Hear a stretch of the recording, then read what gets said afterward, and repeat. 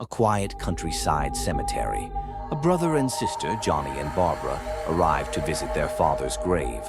The wind howls through the empty field as Johnny playfully teases his sister. "They're coming to get you, Barbara."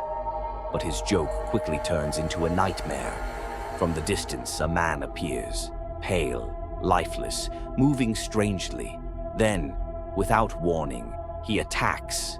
Johnny fights back, but the figure is too strong, too relentless. His skull cracks against a gravestone, and Barbara can only watch in horror as her brother collapses, lifeless. She runs. Through the graveyard, through the trees. She reaches an old, abandoned farmhouse and locks herself inside. But this is only the beginning. A stranger arrives. Ben. He's smart, resourceful, and already knows the truth. Something is terribly wrong. Outside, they are gathering, mindless, hungry, unstoppable.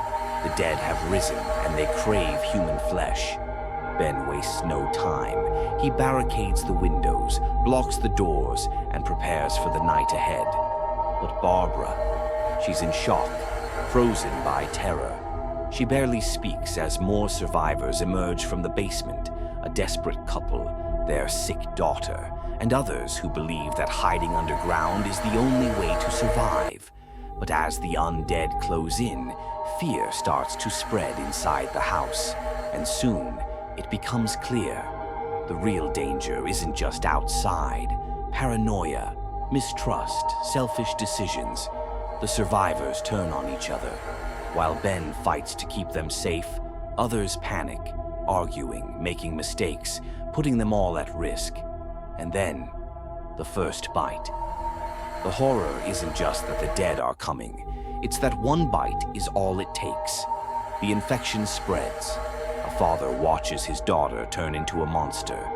A mother meets a gruesome fate at the hands of her own child. The house that was supposed to be a safe haven becomes a tomb. One by one, they fall. The dead break through. Hands claw through windows. Shadows move in the dark. There is no mercy, no escape. And when morning finally comes, only one man remains. Ben, exhausted, alive. He has survived the night, not from the dead, but from the living. A group of armed men sweep the area, shooting anything that moves. They don't check, they don't ask. And just like that, Ben is gone. The last survivor, the one who fought the hardest, mistaken for a monster.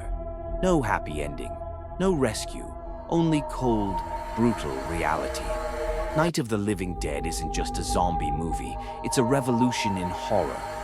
A film that shattered expectations, one that showed us the real monsters aren't always the undead. Sometimes the real horror is us. The dead have risen. The question is, would you survive? If you like, please give your views down and subscribe this channel for more videos.